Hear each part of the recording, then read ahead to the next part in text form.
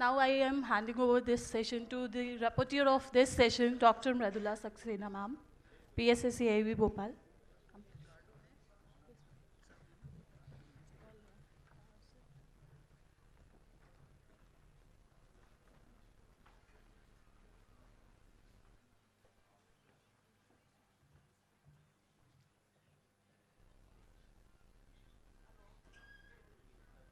Hello. A very good morning, friends, and welcome to the first session of second day of this national conference. As has already been told, it is the technical session 2 on TVET excellence and innovation.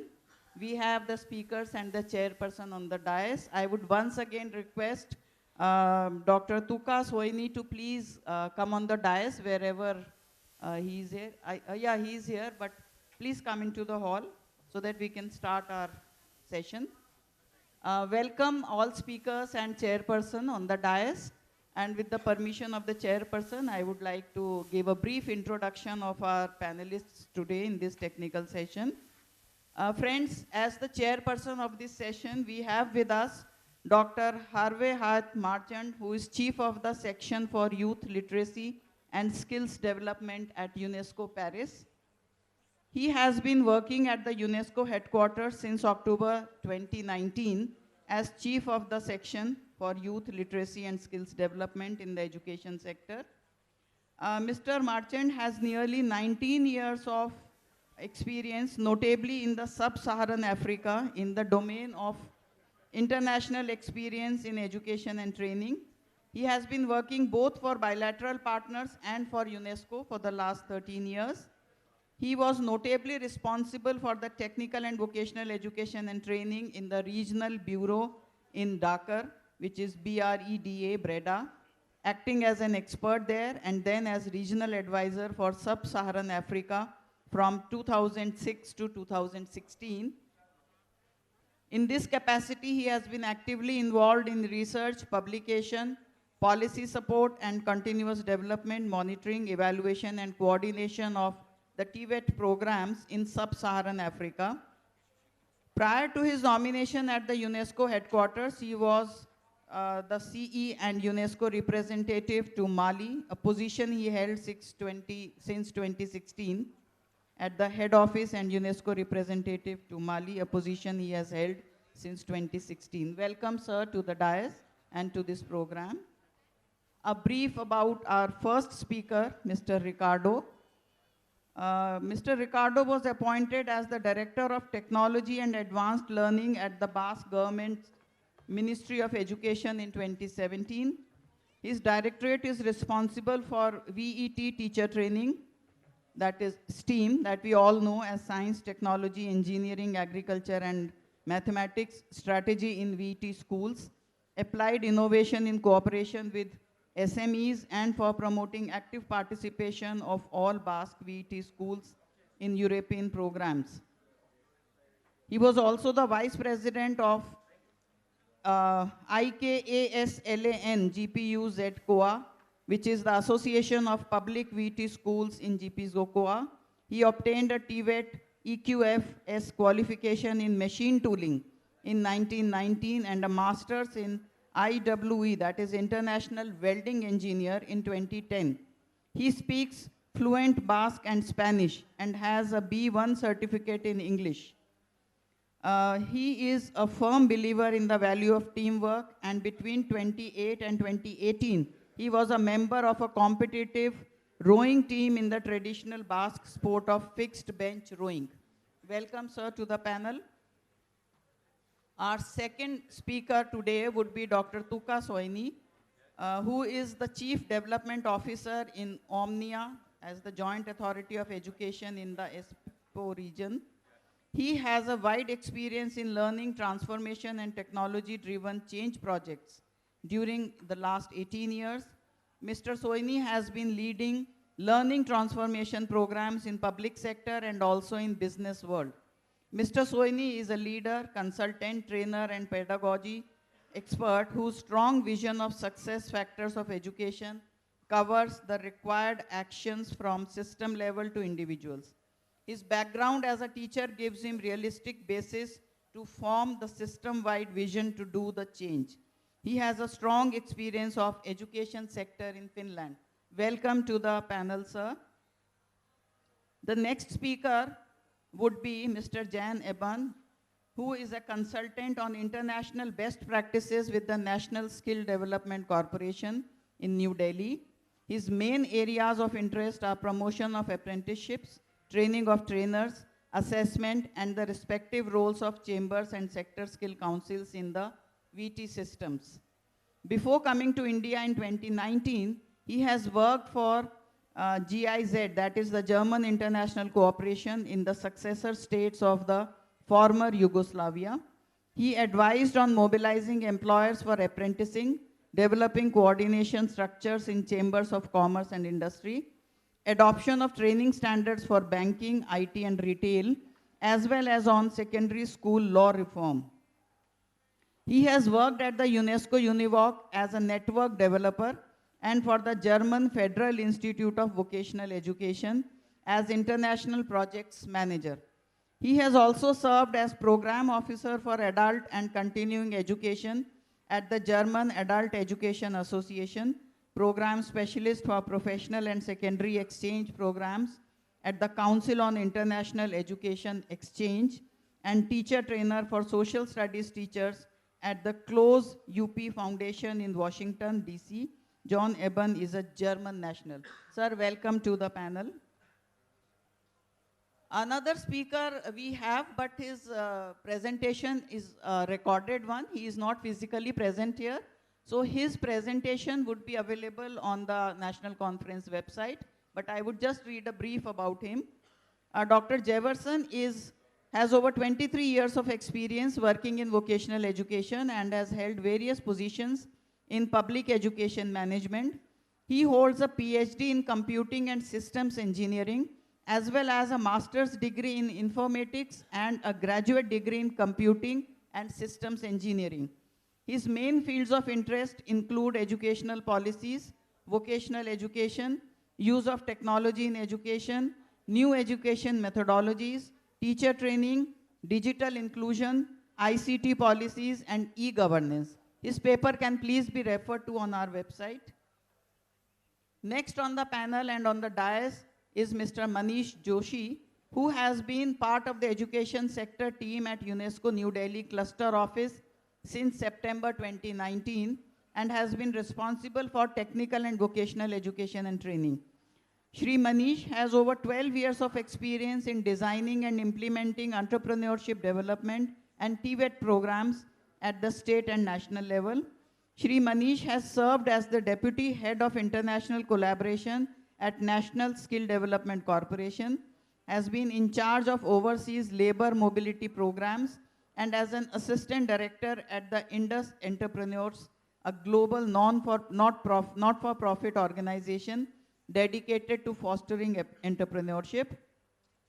As a recipient of the German Chancellor Fellowship from Alexander von Foundation, Manish was a guest researcher at the German Federal Institute for VT in Bonn and a visiting researcher at the European Training Foundation and European Center for the Development of Vocational Training.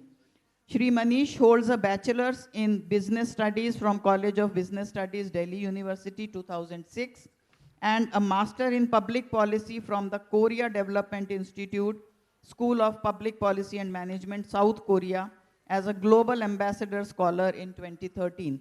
Welcome, Mr. Manish, to the dais. Last but not the least, we have my colleague, Dr. Vinay Swarup Mehrotra, on the dais and as a speaker. He is a professor and head of Center for International Relationships, a Curriculum Development and Evaluation Center, as well as the Department of Agriculture and Animal Husbandry. He is also the coordinator of the Univoc Network Center at our institute. He was executive editor of Indian Journal of Vocational Education, published by our institute from 2013 to 2015. He is a member of the editorial board of the Manpower Journal of National Institute of Labor Economics Research and Development, which is an autonomous institute under Niti Aayog, Government of India.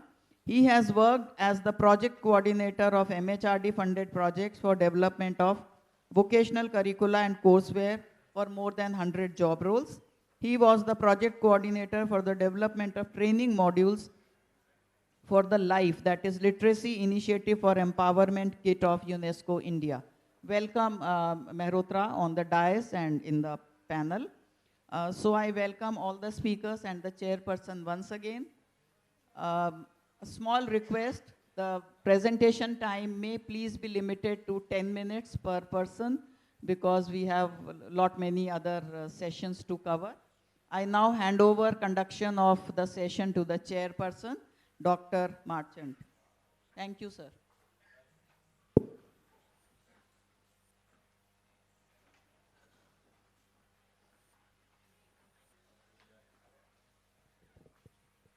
Thank you, Madam and moderator, good moderator for the session.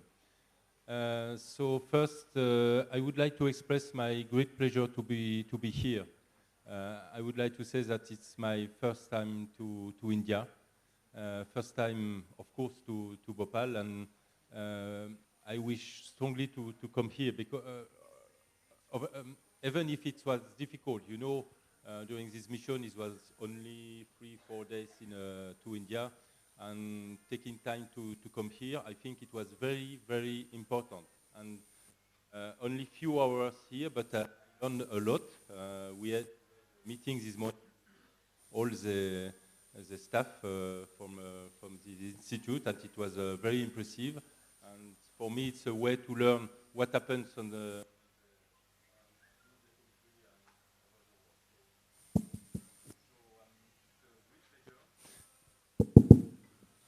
Okay. And it was, I can say, one of my priority to come to India. For at least two things. India is a very big country. We know that a lot of things happen. Today in New Delhi, we discover with a lot of representatives. We visit some institutions, and we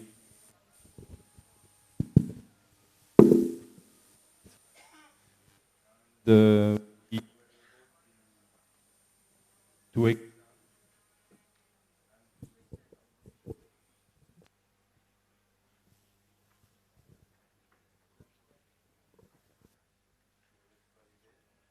no.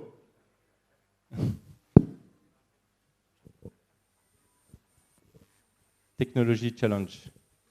So it's a way to discuss, to exchange, and it's also my pleasure to be in this session with key panelists. And so first, I wanted to thank Dr. Rajesh for the hospitality to welcome us, all the delegation, because I am here with the colleagues from headquarters, Katerina, and also colleagues from New Delhi office, UNESCO New Delhi office. So it's our pleasure also to work together between headquarters, field offices. New Delhi office covers several countries, 6 countries, so 5 countries beyond India, and it's a way also to work more concretely in India, but also to look at opportunities for India to work with other countries on Tibet. So it's, I think, a starting point in our collaboration. So thank you, Dr. Rajesh, for the hospitality. And also, I want to say congratulations and big thanks to one man who is present here, and I think notably to Dr. Shamal, who was, as you know, the director for the UNESCO UNEVOC International Center in Bonn for many years, around 9 years. And you know, he provided a very great and very valuable contribution to Tibet around the world. And I think coming from India, it's, you have to be proud of him. And I want to applaud you.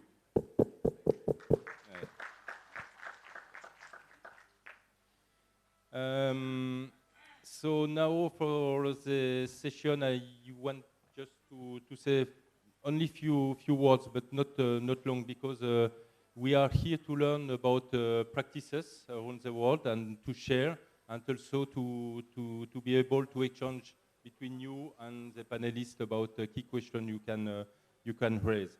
So as you know, the session it is about excellence and innovation, and it's a key issue to raise during this conference. And about this conference, I don't know why we say it's a national conference. I think it's an international conference.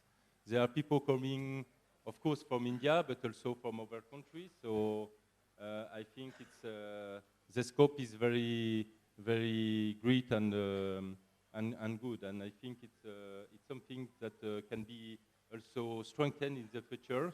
International collaboration, looking both good practices from other countries, but also valuable contribution from India to other countries. I can say that I was quite impressive by what we discovered in New Delhi in terms of our exchanges and visit to the specific center. It will continue in the next day, and I think that India can contribute to TVET development around the world. So excellence and innovation are key because we want, of course, TVET system of excellence. We want to empower the youth, and we know that there are many disruptions around the world about many aspects linked to migration, linked to unemployment, and also the world is facing peace, and it's our mandate in UNESCO to build peace around the world, and TVET is a key aspect of this process. So I'm very keen to have great speakers that share their practices. Beyond strategy, we have the world has its own strategy. We have the Sustainable Development Goals, as you all know. We have targets related to TVET, the target 4.3, the target 4.4. We have also targets in SDG, for example, 8 on employment. So we have a global framework of action. We have also in UNESCO our own TVET strategy until 2021. India has his own plan. So everybody has a planning for TVET. But what is challenging is about the how, from what to how. So how can we go from this strategy into action and impact to change TVET ecosystem? So I think it's the main purpose of this session, and I will call my great speakers to share their knowledge, their good practices, their advice, and looking at the exchange with you to maybe more to know more into details.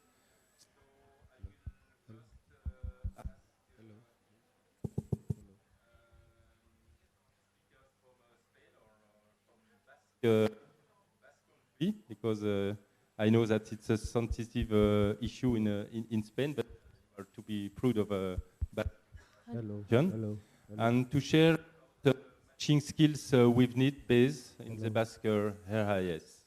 So thank you.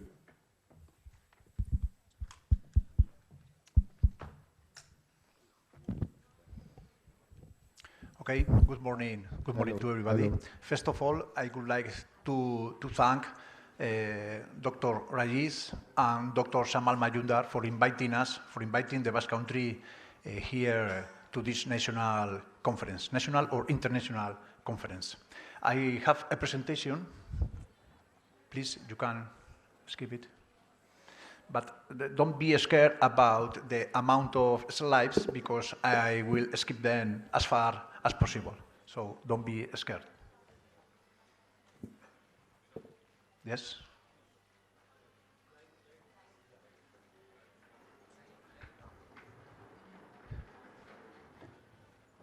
This is, I don't know if the PPT is ready? Ah, okay. Sorry.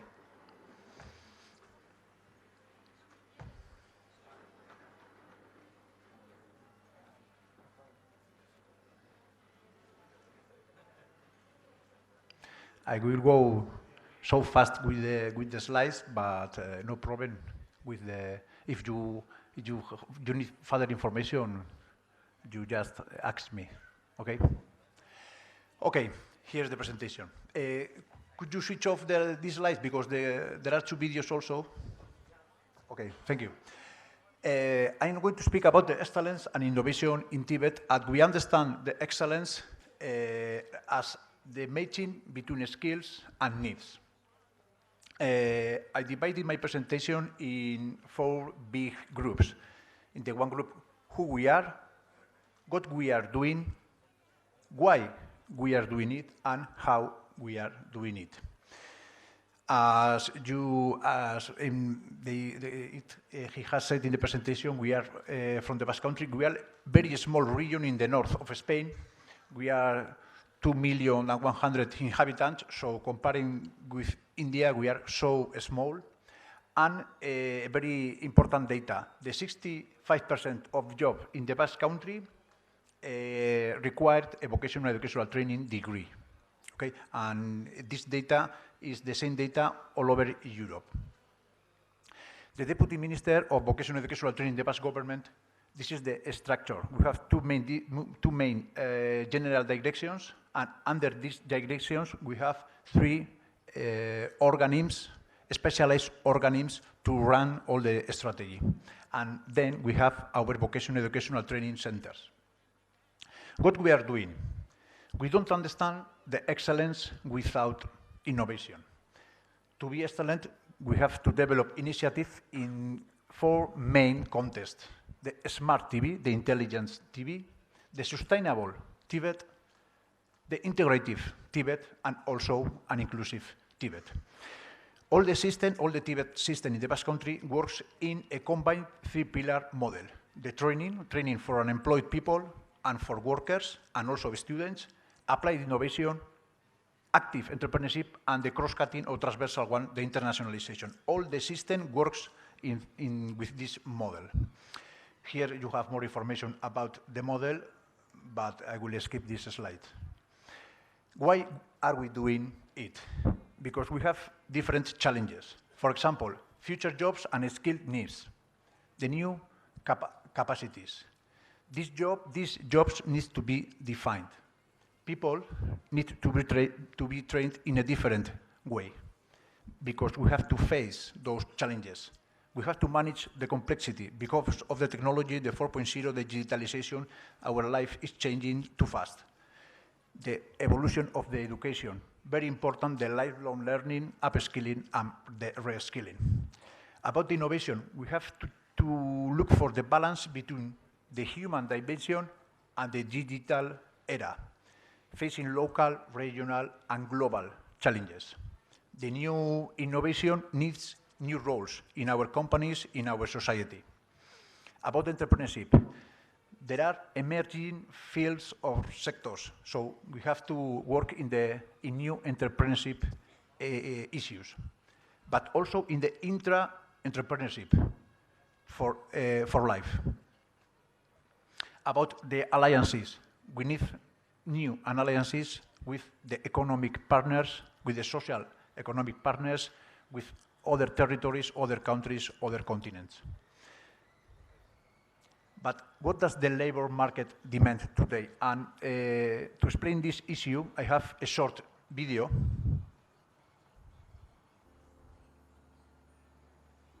The voice, please. Today I'm The sound. visiting another company.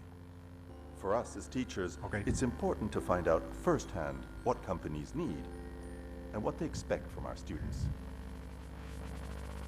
We in the company want people who are self-sufficient, responsible people, adaptable, creative, proactive, innovative, and tolerant. People who above all know how to work in a team and who can adapt to new environments, and who also have the ability to express themselves and understand other languages. People who care about the environment, something that's also important for us, and who can handle difficult situations, can solve problems, and are eager to work. What you would call nice people. Responsible people and tolerant. We in the company sufficient. Responsible people, eager to work. We in the company adaptable, creative, proactive, innovative, people who care Sufficient. about the environment, responsible people, what you would call nice, nice, nice, nice.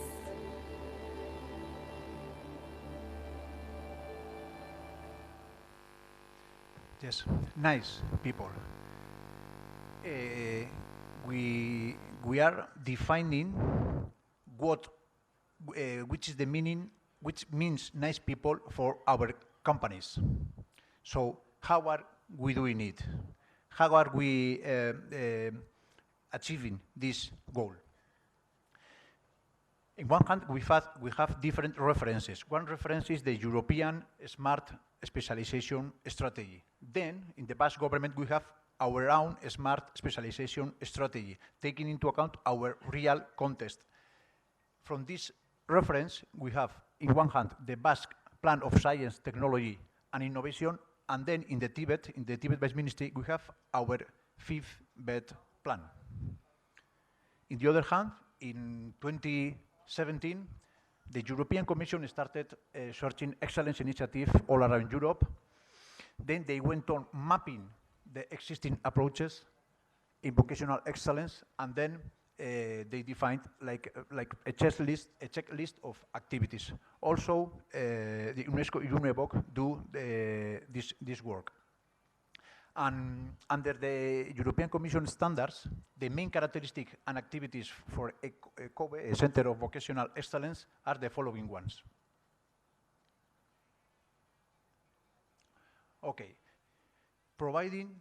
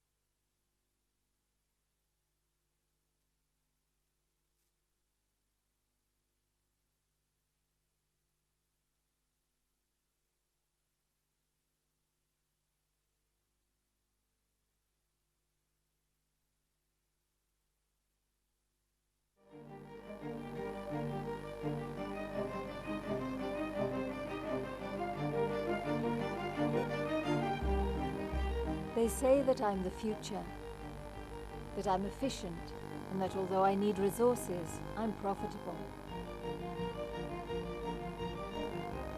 Some put me to one side, and others can't go on without me. No one doubts that I should be present. I am innovation. Sometimes I'm easy, sometimes terribly complicated. I'm constant, there day after day. But when you least expect it, I can surprise you. I can contribute a lot, or not at all. I can arrive suddenly, or take time to find the path.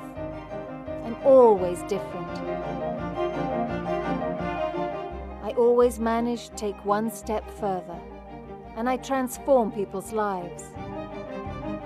I can be brilliant, particularly when I'm understood. I know they're watching me, and that when they find me, they try to find out all about me, to tell others as soon as possible. Every step I take is a new opportunity, a new path, a new door that opens to the future. We thus form a chain that works to perfection, a chain that instead of holding us back, gives us wings to fly further. At Technica, I am the foundation of their work, and we're not just talking about projects, but also about methodology, management styles, the communication of knowledge.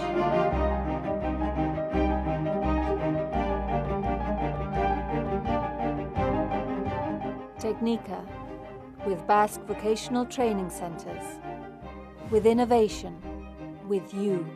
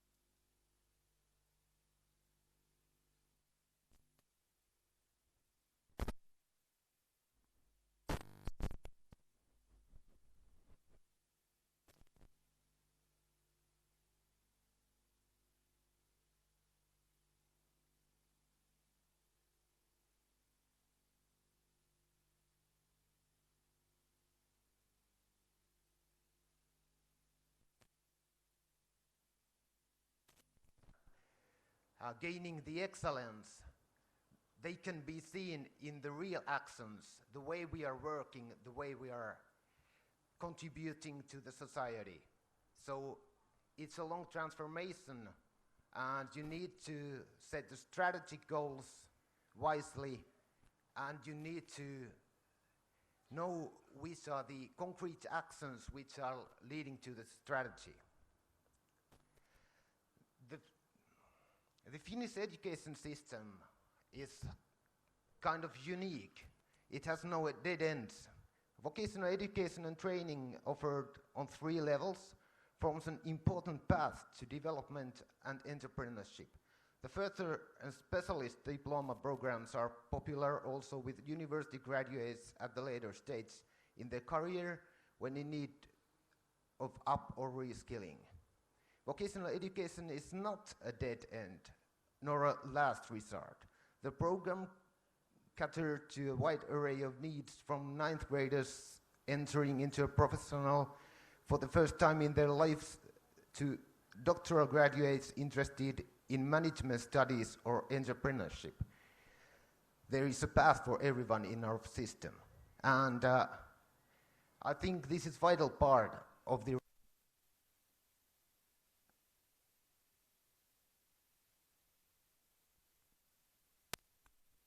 So, in a nutshell, the Finnish GVET is the #1 choice for over half of the age cohort. And it's mainly because it offers you resources and skills you need in further life. It gives you a path to get employed. And one key factor is that the national level curriculum is designed and updated with the industry. So it's relevant with the businesses. So and there is a integration in the development part. And then the education and training is done with strong partnership with private sector. So part of the learning and training happens in the businesses. The vocational education and training gives personalized study paths. So it recognizes the peer learning, it gives entrepreneurial learning environments and work-based learning experiences. On the job learning, it creates networks for the students, so you get employed, you get relevant contacts in the businesses, and it helps you to foster in your life. We have competence-based evaluation, so we are evaluating which your skills really are based on criteria. And vocational skills and qualifications ensure that you get employed. Something about the environment. Omnia is based in the city of Espoo, which has selected the most sustainable city in the world and the innovation city of Europe. And city of Espoo is promoting especially for sustainable development goals. First of all, is quality education. Secondly, industry innovation and infrastructure, and then climate action. Omnia has 4 parts which are leading into sustainable future: inclusion, lifelong learning, partnerships, and sustainability. We are working to help people to get employed, and for that we give opportunities for immigrants with the skill centers. We have youth workshops for youth, preparatory education, language courses for immigrants, and basic education for adults, to giving the foundation for further training and education. It also helps people to migrate into the society. Then, for lifelong learning, we offer adult upper secondary education, liberal adult education, vocational education, and further education, helping people to be successful in their lives, promoting well-being and innovation. And there was a research in Finland which proves that most of the innovations which make sense and are productive are done by people from vocational education. Because in Finland, there are a lot of startups and a lot of innovation work in the higher education. But the most productive things comes from the practice, where in the relationship with the end user. And in this sense, TVET is really important source for innovation. Then partnerships locally and globally. We are really connected to the local businesses. They are very important for us and our students. We are creating courses together with them. We are listening them carefully. We are working together with the businesses to offer our students places to have work-based learning. And also, we are hearing which are the recommendations and needs of local companies. So that brings the vitality. And then the international networks, they are really important for us. Then Omnia is for all. We offer paths for every student. It's not for the best ones.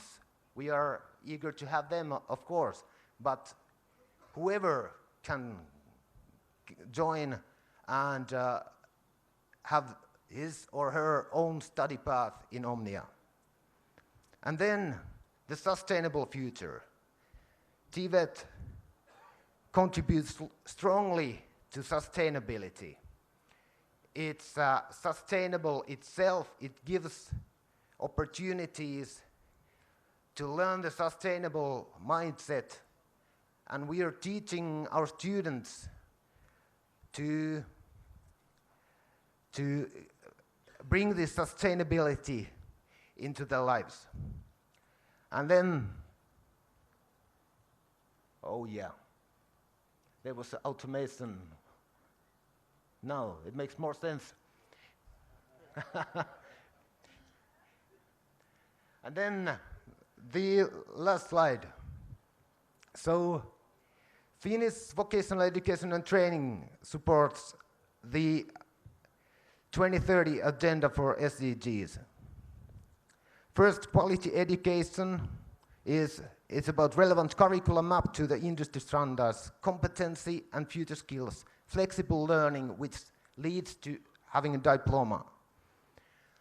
And then the standard 8, decent work and economic growth.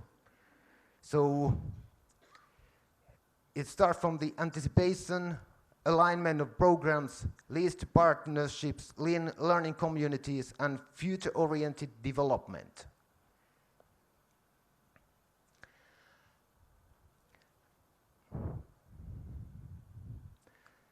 And then educating for responsible choices.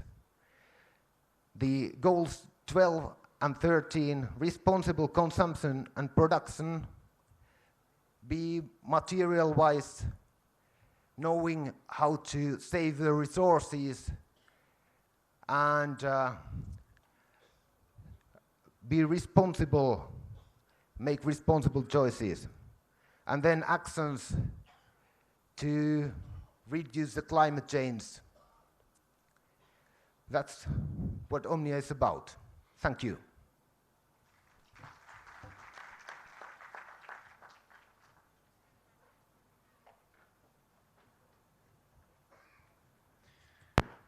Thank you, Dr. Tukais Soni, and thanks for sharing the experience of Finland. It's quite now well known around the world, and it's a great challenge to build this aspect of opportunities for everyone in a lifelong learning perspective. It's also the approach of UNESCO, because the TVET is part of lifelong learning, and it's great to get this experience from Omnia. It's also a TVET Univoc center, so it's part of the family. So thank you for sharing this experience. I would like now to call for the third presentation from Jan Heben about, so it's now from India, Jan. So dual studies and vocational training. Thank you. Thank you and good morning to you all, dear TVET colleagues. Innovation and excellence is a great subject, and I feel honored to speak to it on this podium this morning. And when I began to reflect on innovation and excellence, it did come to me that innovation in TVET is oftentimes the response to an external agenda. And I think that when you take climate change and greening TVET, you have a very good example of that. And I also came to think that innovation that leads to excellence and that would be sustainable also has to draw from the inner strength and the core capabilities of an existing TVET institution or TVET ecosystem. And I think we've seen some good examples for that also in the very impressive presentations that we had this morning. I also want to illustrate that by speaking about dual studies in Germany.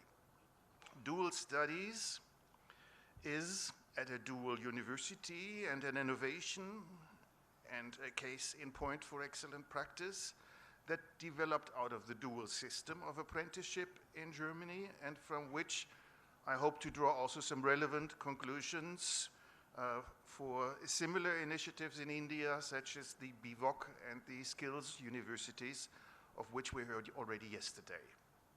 Dual studies are to be defined as an apprenticeship combined with a degree course in a university at higher education level, at a vocational academy or at a university. And the characteristic is that it leads to two and hence to dual qualifications. Number one, the academic qualification, a Bachelor of Science, which is a tertiary qualification. And number two, vocational qualification, which is that of a skilled laborer, equivalent to craftsman, journeyman, which is at the upper secondary level. And dual studies have built on and have leveraged industrial apprenticeships as a key asset of the dual system, and has effectively elevated industrial apprenticeship to a higher level of readiness and preparedness for Industry 4.0 and for artificial intelligence.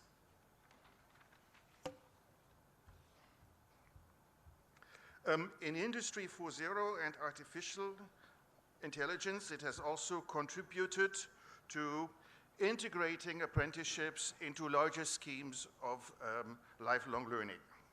I want to put a word of caution here, namely to point out that dual studies are not to be confused with the dual system, which refers to in-company apprenticeship and attendance of vocational school at the secondary level. And this is to be taken into consideration. In the early 1970s, a group of well-known companies in the Stuttgart area, which is the capital of Baden-Württemberg, the southwestern state of Germany. These three companies were Daimler-Benz, Robert Bosch, and Standard Electric. They were dissatisfied with the lacking employability and the work readiness and the career preparedness of university graduates, and they proposed something new. Their idea was to take their owned technical and administrative apprentices and let them study part-time in addition and in parallel to their apprenticeship training. The plan met obviously with resistance from universities and the Ministry of Education, but it took off nonetheless, and in fact in 2009, eventually the state government of Baden-Württemberg recognized the scheme, was convinced about its merit, and elevated the vocational academies that were part of it to the status of state universities. The system now is one of the largest providers of higher education in Germany overall, the largest in Baden-Württemberg, and it has approximately 34,000 students on 12 campuses of universities of applied science, which is similar to the Polytechnic in other systems. It is now called the dual university. It confers bachelor and master's degrees and may well be compared to state university systems in the United States, like the State University of New York or Penn State. However, the distinguishing factor remains that the students pass out with a vocational qualification and a bachelor's degree. And this means that these students, in their double role of apprentices and students, the status of apprentice comes first and is foremost, and it is seen by the fact that before enrolling to the university, they must have already secured an apprenticeship with a company or in an industry. Dual studies have since been emulated widely across Europe, in other federal states of Germany, in Austria and Switzerland, and they have also been guiding for degree apprenticeships in the UK. All told, there are now 1,479 dual degree courses at 225 universities.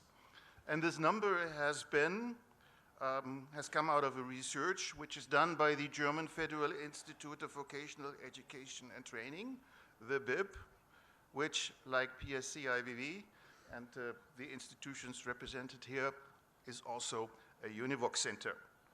BIP has also come up with a useful typology of dual studies, which I, for simplicity's sake, have condensed into two basic models, which you see on the slide. Model one is apprenticeship with degree course, and it is industry-driven or company-driven model where the apprenticeship takes precedence over the degree course. The candidate's main contractual relationship is that of being an apprentice, and he or she, if she drops out of the degree course, they will still continue to be an apprentice and get the vocational qualification. And the dual university fits this model. Number two is the degree course with apprenticeship, and it is the university-driven or student-driven model where the apprenticeship takes second place behind the degree course. The main role of the candidate here is that of being a student enrolled in a university, and the role of the apprenticeship comes only second. It does not need to comply with vocational standards, and sometimes the on-the-job training part here is more like an apprenticeship. More like an internship, I meant to say, and we lost the slide, but maybe it can be reinstalled by the technicians back there. I also want to say that Model 1 results in 100% placement of candidates, whereas the placement rate in Model 2 is somewhat lower and comes to something like 70 or 80%, which still is relatively high. For an apprentice, doing an apprenticeship plus a university degree is an attractive proposition and is a gain. On the other hand, we may consider that for a university student who is in a degree course, we've come back, good. For a university student who is in a degree course, being in a mandatory apprenticeship or internship may be far less attractive.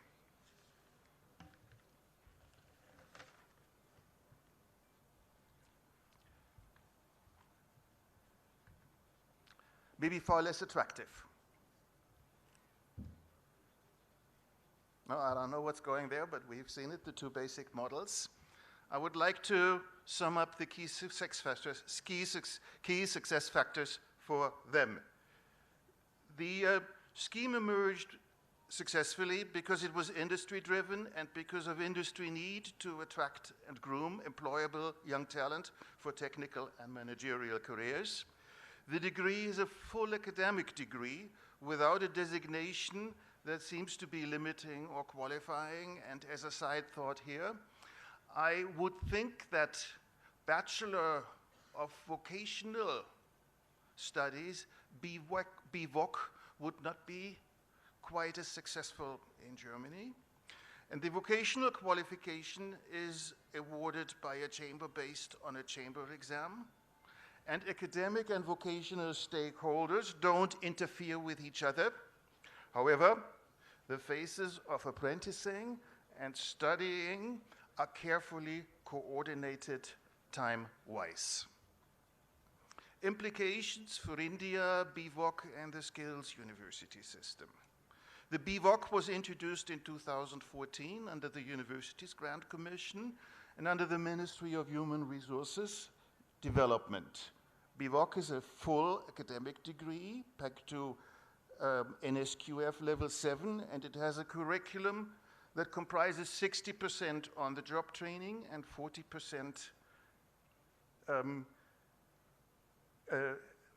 school training.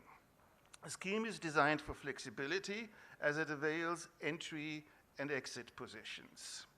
And BVOC programs are similar to the Model 1 here, as they are university-driven, and the general education component is dominant, even if it is limited to 40% of the instruction time. Skills universities combine a non-designated apprenticeship with a degree course in one coordinated curriculum. The weighting between the two elements is also 60-40s. Universities are based on a tripartite, skills universities based on a tripartite arrangement between university employer and sector skills councils. There are presently 20 such skills universities in India, and the number can be expected to be upscaled to something in the area of 100 post-2021. And the speed and scope of scaling up will, I think, largely depend on interest and capacity of the respective sector skill councils. Skill universities are more akin to Model 1 in this comparison. Given India's high potential for skilling, I feel it is highly desirable that BVOC and skills universities will grow fast.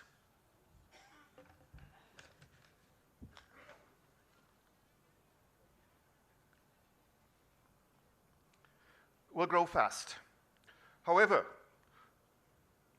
some sources of conflict remain. I will point out a number of conclusions and recommendations. Key success factors for India, in my opinion, would be that skills universities and higher education institutions offering BVOC must have very strong corporate networks and offer quality on-the-job training. And the on-the-job training must be given structure according to standards with learning objectives. And mere internships, are not good enough. Assessment and certification of the vocational part, OJT, and the academic parts should be kept separate. Imagine that if academics get into vocational assessment and skills experts get into academic exams, there is a great potential for conflict. And finally, consider a Model 1 project in India, which is employer or industry driven, and where the apprenticeship is enriched with a university course. Ladies and gentlemen, a global trend is vocalization of higher education and academization of technical vocational education and training. Dual studies, BVOC skills universities are all very worthy instances of innovation and are a high potential of excellence. And I do think we need to see a lot more of it, and I appreciate and thank you for your attention.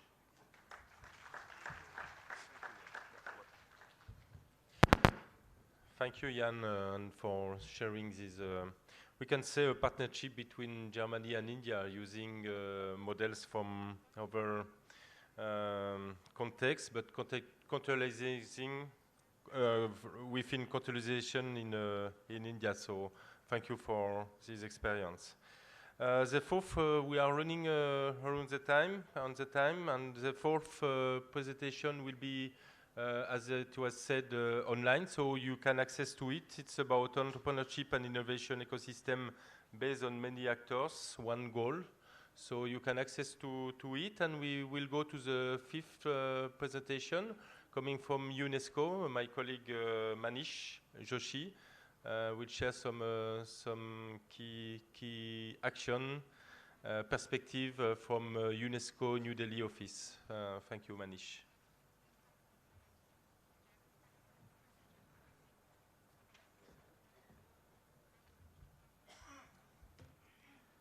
Okay, good morning. It's a pleasure to be here. I will quickly run through this. Hope I will not make it boring.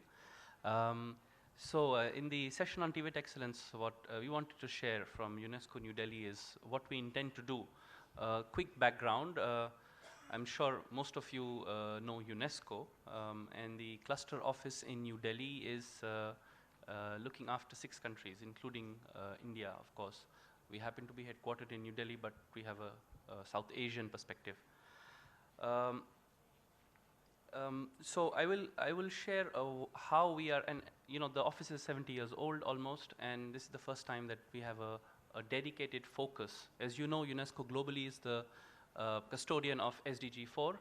We report on the progress, and the education mandate under SDG 4 is quite vast, from early childhood all the way.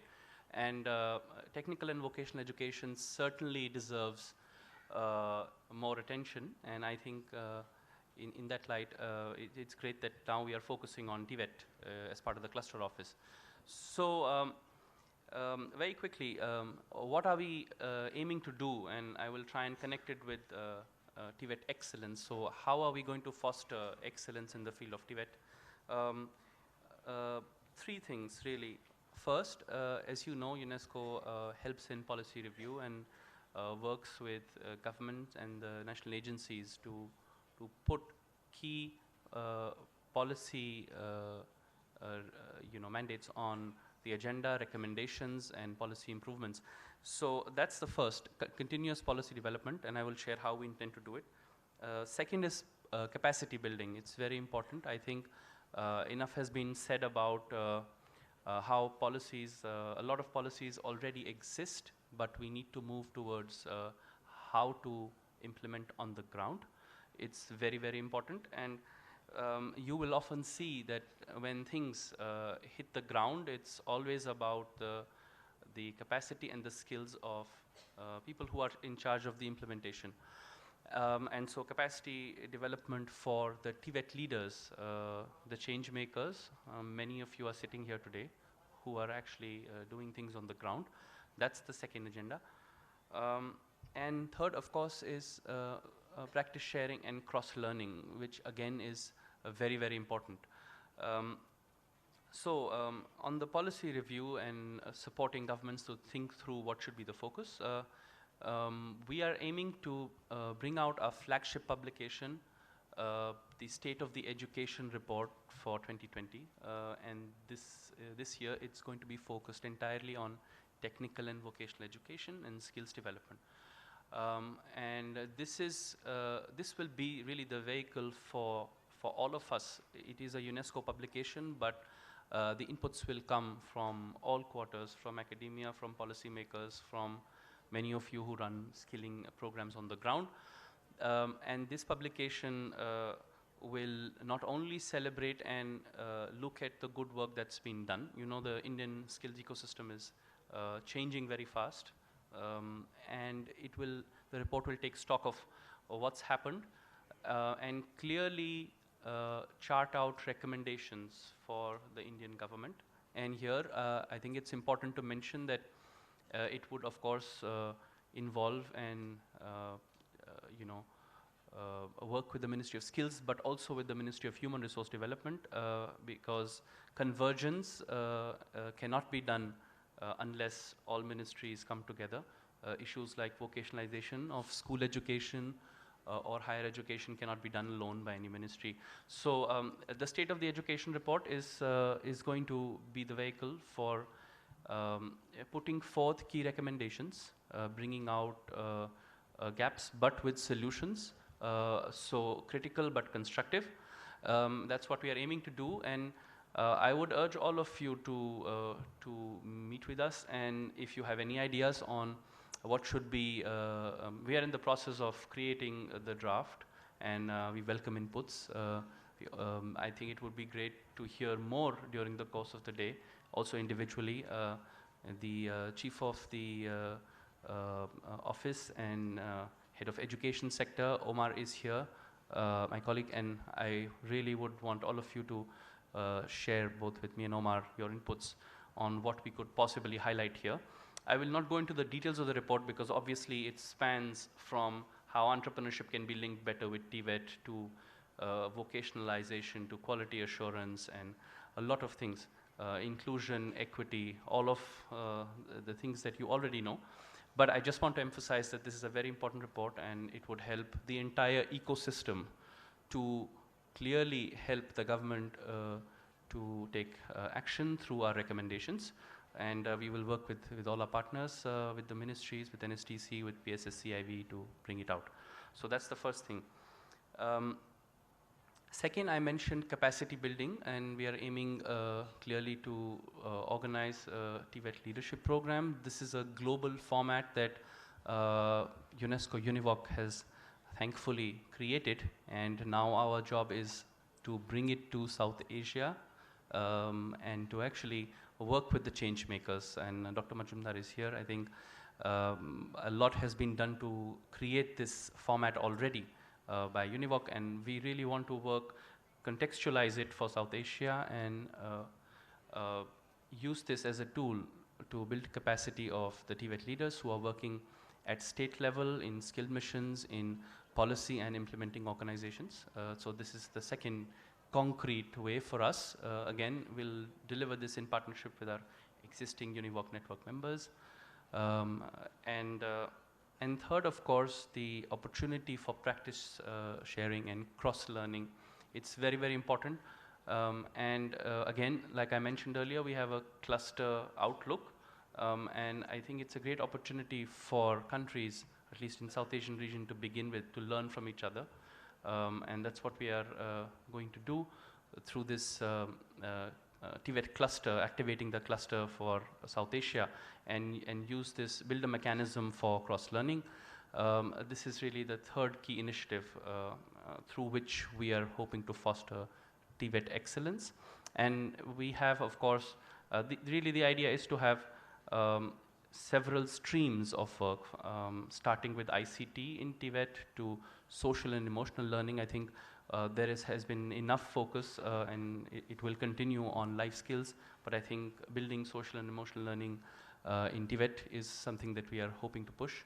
Clearly, use of technology and ICT, improving labor market outcomes through entrepreneurship linkage with TVET, and so on and so forth. So, of course, greening, which I believe Dr. Kambayat will cover later in the session. We have begun in India, but we have much more to do in greening. So these are, and same is the case with many of our cluster countries. So we will use this cross-learning platform to push more and really enable countries to learn from each other, not only UNESCO enabling, but really countries coming together to share what they're doing. So these are 3 concrete ways in which we are aiming to foster excellence. And this will be a participatory process with all of you. So I'm, of course, very excited to be here. We will be available through the day. Please come and talk to us, and all your ideas are welcome. Yeah, thank you. Thank you, Manish, and congratulations, well on time, 10 minutes. But the time is running, and so now we will go to the last presentation about innovative model of vocational education in India from our host here. So thank you, Dr. Vinay Swarup Mehrotra, to do your presentation.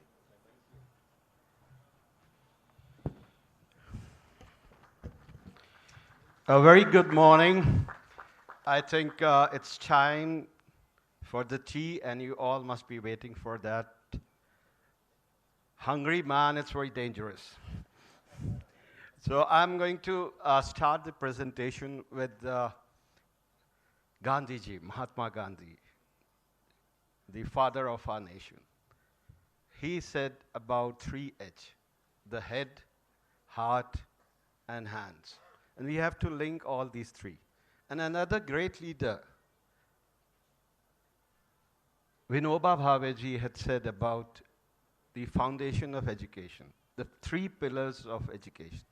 He said our education system should stand on 3 pillars. 1, yoga for self-development. 2, udyog for vocational training, for vocational education and training. And 3, Sahyog, the teamwork. And that is what the Deller's report also talked about in 1995, which was titled as Learning the Treasure Within. It talks about 4 pillars of education. Learning to know, learning to do, learning to be, and learning to live together. And that is what we believe in PSSCIV, and we took a project, an innovative project of vocational education and training, under the guidance of Professor Rajesh B. Khambat and our Honorable Director, Professor Rishikesh Senapati-ji, who guided us through the process. And we are very grateful to the Ministry of Human Resource Development, which funded this project. So I'll be talking about this innovative model of vocational education training in 10 schools that we have taken up in the last 1 year. It's in the state of infancy. Abhi wo bachcha hai, bada ho raha hai, it will take time. So objectives of the project, I'll come to the objectives of the project. Next slide, please. Next slide, please. Next. Okay, to introduce pre-vocational education from classes 6 to 8 for exposing students to the various career opportunities in the world of work. To offer demand-driven vocational education training program from classes 9 to 12 for gainful employment and lifelong learning opportunities, and to develop effective strategies for strengthening the implementation of various components of vocationalization of education in schools. Now, as we all know, innovation involves doing something new or doing existing things in a new or different way. So keeping all that in mind, as I mentioned earlier, this project has been funded by the Ministry of Human Resource Development, Government of India, through the National Council of Educational Research and Training, and it's being executed by the PSS Central Institute of Vocational Education in collaboration with the Regional Institute of Education and DMS, Demonstration Multipurpose School of NCRT, located at Ajmer, that is in Rajasthan, Bhopal, in Madhya Pradesh, where you are sitting, Bhubaneswar, Odisha, and Mysuru, Karnataka. We also have 6 state schools located in Karnataka, Madhya Pradesh, Meghalaya, Odisha, Rajasthan, and Tripura. Now, there's a very different situation. All the 4 schools that you are seeing, that is the demonstration schools, comes under the Central Board of Secondary Education, whereas the 6 state schools, they are under State Board of Secondary Education. So there's a dichotomy in terms of the examination and evaluation, assessment, and all those things that are there. We can discuss that in detail later on. So these are the sectors in which we have started the vocational subjects: agriculture, automotive, beauty and wellness, ITs, organized retail, tourism and hospitality, electronics and hardware. The key strategies adopted in the implementation of the project focuses on organizational changes, and that is what Dr. Shamal Majumdar has been talking about, that through applications of new tools, mainly the ICT tools, systems and processes, and professional development of vocational teachers and trainers. So these teachers and trainers are here with us. You will have live sharing of experience with them just now after this presentation. And to meet the challenges of preparing students for 21st century skills and vocational skills. Now, what are these organizational changes that we have tried to bring about in these schools? State-of-the-art infrastructure and resources. You can see this. If you have time, you can visit the demonstration school of Bhopal. We have the state-of-the-art beauty and wellness lab set up in that school. You won't find that kind of lab anywhere in India. Technology integration in teaching learning using smart boards and digital learning resources. Sharing of activities and good practices through social media. We have utilized social media as a tool for mentoring, guidance. I'll be showing you that. Organization of skill competitions, extended hours of practical training, using a variety of skill assessment tools for competency-based assessment. We are working very closely with the industry partners to enable VT schools to ensure the appropriate balance of practical and theoretical skills. We did the first induction program of the headmasters, of the principals, and also the teachers together. And we are preparing teachers and students as innovators in VT through mentoring and better opportunities of continuous skills training by linking of the job training to specific on-the-job work experience. We are providing them greater space for experimentation on new and innovative ways of teaching learning. We, as you know, we have Professor Kambad has already informed you about this MOU, Memorandum of Understanding, that we have with the AKS, Academy of Korean Studies, South Korea. So one of the areas of cooperation is vocational education. So we are very closely working with the South Korean team, especially from the CRIVET, on setting up this kind of model for beauty and wellness, and also the mechatronics, which will come in ensuing years. Demonstration Multipurpose School Bhopal, you can see the boys. So I think they deserve a big round of applause, because when we talk of beauty and wellness, we generally think of the girls, and there's a changing trend now. So there are more girls in agriculture and automotive and other technical fields, and boys are getting into this kind of service-oriented programs. So we have this kind of labs. You can see some glimpses of this. The first batch of 22 students of grade 9 for vocational courses, which were enrolled in 2019. We are using WhatsApp as a tool for mentoring and providing guidance to the vocational. So every day we are in touch with the teachers, headmasters, and other stakeholders. They are guiding us through this process. You can see the seminar cum workshops. It's not just like school that we have, it's like a college or university where you have a lot of seminars and workshops. So I'm so proud of the teachers, that those who have taken initiative, and they are doing such a wonderful job. So they also deserve a big round of applause for the kind of work. I'm so grateful to the headmasters or the principals of the schools who have taken this lead of bringing about this kind of change in vocational education and training. You can see every day this kind of dialogue is happening, and in future we will be adding all our students to this WhatsApp, so that they know what is happening in the world of innovation. Visit of students of GHSS, you can see Gagera, Rajasthan. This is a state school. So I've been very impartial in showing you, I'm not showing just DMS, but also the state school. Just see the transformation which is taking place in the state schools. These are the industry. Nail art. This is one of the very impressive things which is happening, and it adds to the beautification of not only the children, but also the teachers. So the teachers are now better groomed. Mehendi application. This activity, I can tell you, students can, when they go out into the world of work, they can earn at least 10,000 rupees in a day during the festivals by applying Mehendi. So these kind of activities we are emphasizing in our courses. You can see they're also being exposed to the variety of interactions that our Honorable Prime Minister is having with the students. This is Pariksha Pe Charcha by the Honorable Prime Minister. So these students were sitting, you can see some of the photographs, and this is how we have brought about the change. So you can see they are wearing personal protective equipment. That is the most important thing.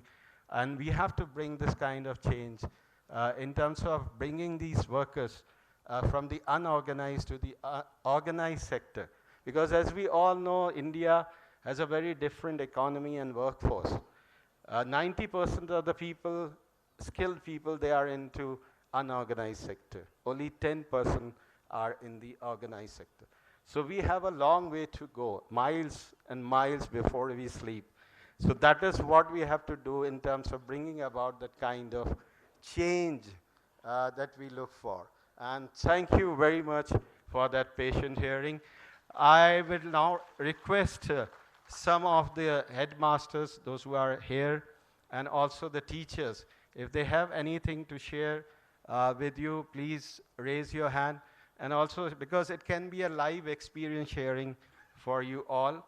So if teachers, they want to share some of their experiences when they have been working with this model, what we call as innovative model of vocational education training. Thank you very much for the patient hearing.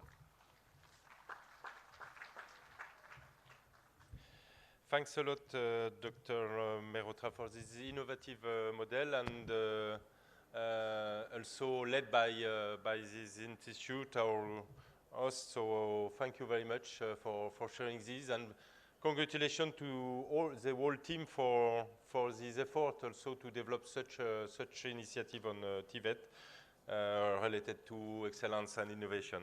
So thanks a lot to the great speakers. It was a very good knowledge sharing about experience, both at system level, but also practical things, and coming from several countries. So I think it's, in terms of knowledge sharing, it's very good. But now we move into the next phase. We have not a lot of time, but I think we have to do it at least for 10 minutes or a quarter. I know that you want the tea, me too, our speakers too, but only 10-15 minutes to, if organization allows. Yes, to have some question, because I think interaction is a key. So I'm sure that you have some question. Do you have? Please direct your query to speaker concerned if it is a specific question. Introduce yourself before you ask the question, please. Okay. Anyone in the house? We can see a hand there. Yes, please. Mike.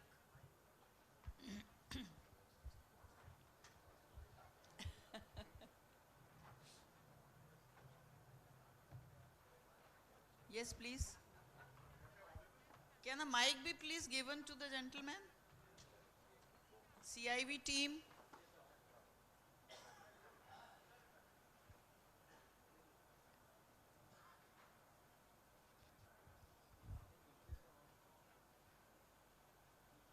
नीचे है.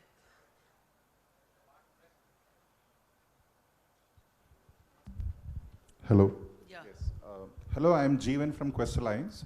So my question is to the gentleman from Finland, Spain, sorry, Basic and Germany. What is the level of government involvement in your programs, and what is the level of private sector involvement? So who funds what and who regulates what?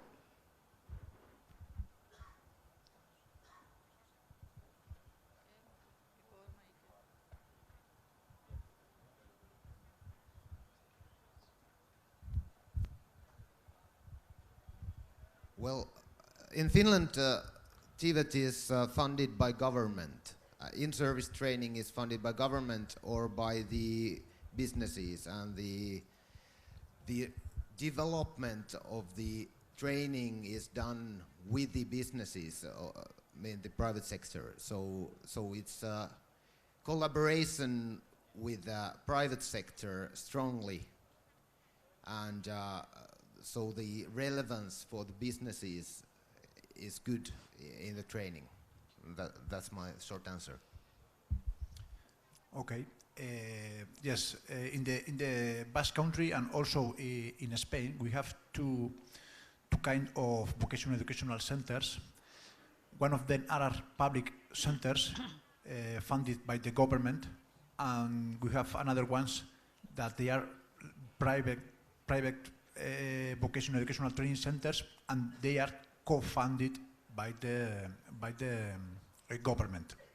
And about the private sector, we have a lot of collaboration with enterprises, companies, and other agents, municipalities, and private companies. And the collaboration is too close. But they don't fund the TVET centers. Anybody else? Yeah, I'll Yes, add to please. this because I think this is a good question, and the model that I have shown is on the one hand characterized by a clear demarcation of the public area and the private area, but it's also an instance of public-private partnership, and everything that is on the job training is in the hand of the private sector, and everything that happens in the college is public sector, except for the somewhat rarer cases where you have private colleges or universities. But everything under a government system of government-approved standards that govern the entire system. Next, please. If we talk about India, then there are different kinds of models, as you might be aware. These government institutions or government-run institutions, they are being funded by the government. Then there are government-aided institutions. Then there are private institutions. So basically, these have been characterized like that. So in government, as you know, the government funds come for that. But I'll just give you one example of the South Korea, because last year we had the opportunity to visit South Korea. And the universities, particularly the private universities, they wanted to get funds from the industry.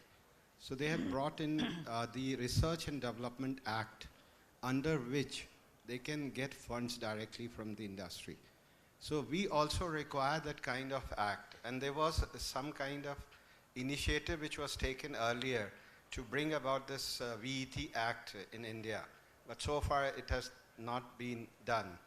I think if we want the government institutions to get funds from the private organizations or industry and make it more demand-driven, we need to have this kind of VET Act under which government institutions can also get funds from private industries.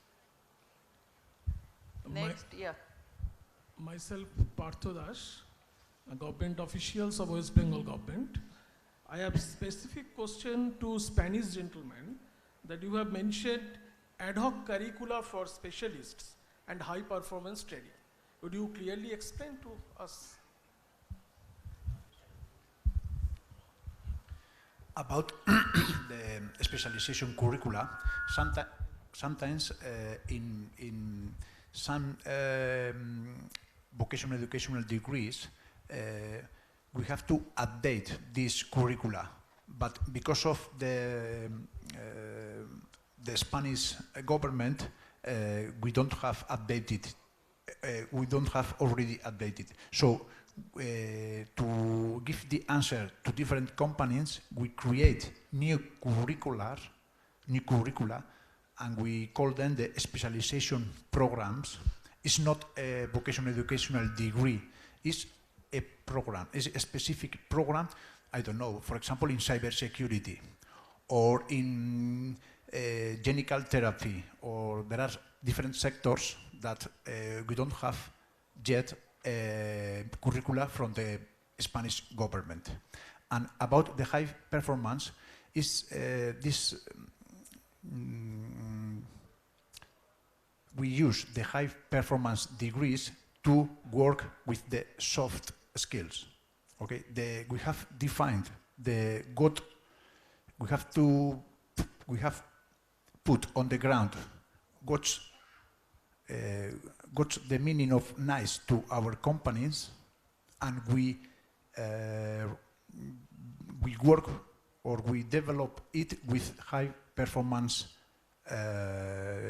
degrees, and we use active and collaborative methodologies to work with, I don't know, to the initiative, to the teamwork, to the creativity, to the critical spirit, some soft skills different from the technical skills.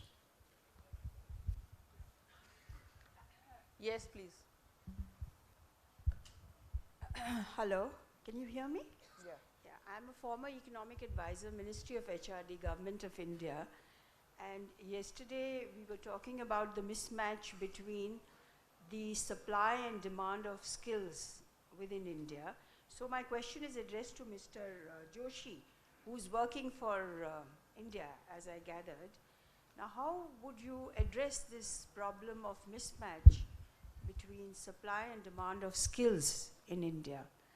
Are you firstly considering this problem? It is a problem indeed. And if you are, how are you going to address it? Have you looked into it? Thank you for that. Clearly, it's an important issue for India, and from a policy perspective, we will cover it in our State of the Education report. Also emphasizing how different entities within the government system need to coordinate so that this problem is not eliminated, but at least lessened to whatever degree possible. So from a focus to highlight this as an issue for India, yes, absolutely. And perhaps we also need to improve our skill anticipation frameworks, and the national entities which are responsible for this planning need to be strengthened. So yes, clearly from UNESCO standpoint, this is an important issue, better matching of demand and supply, and we will be considering it in our reports, yes.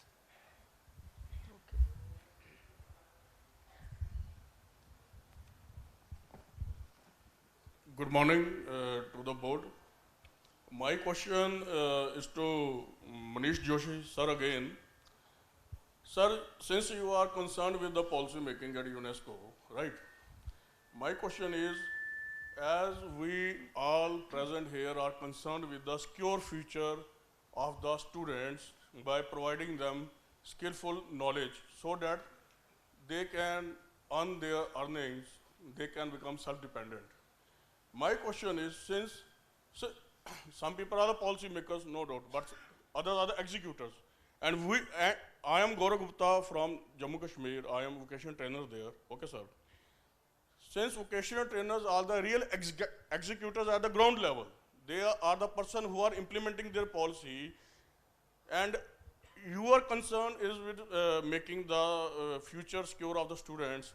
What is the future of our VTs who are concerned with the implementation of this project? I want to know our future, point number one. Point number two is, since no 7th Planning Commission has been done, okay, all the people who are concerned with the academic qualifications, academic teachings, they are getting well salary. We are not jealous of them. We are neither the employees of Samagra directly. We we are the employees of contractors. We don't have any problem there. But I want to know what is the future strategy of your towards the real executors on the ground level. Please, can you tell me of, and one thing I want to add more. Our market size is more than those who are into earlier education. I have made a simple analysis into the from the earlier education system, जिसमें English, Hindi, Math, Social Studies, Science पढ़ाया जाता है, उसको ही मैं consider कर रहा हूँ. It is at the highest level figure which I am going to give you. 2% बनेंगे doctor. अगर हम if we take class size of sample size of 100 students in class 12th, ठीक है? Let us assume 2% बनते हैं doctor, 2% engineer, 1% civil services, 2% state level civil services, 2% defense में चला जाता है, 2% state, 2% कोई CA, CS. Please listen to the question, sir. Please, my request is my folded hand request, please. Your question. And 10% of them, maybe they are belong to the well-off families. They get inherent business. In सबको, when we total them, it is the 25%. But 75% students are dependent on this skillful education. You are getting, and we are teaching that 75% who are going to be the future of this country. If we are their teachers, what are the remuneration, salary structure, our future, please? My question is, do you have any policy for this?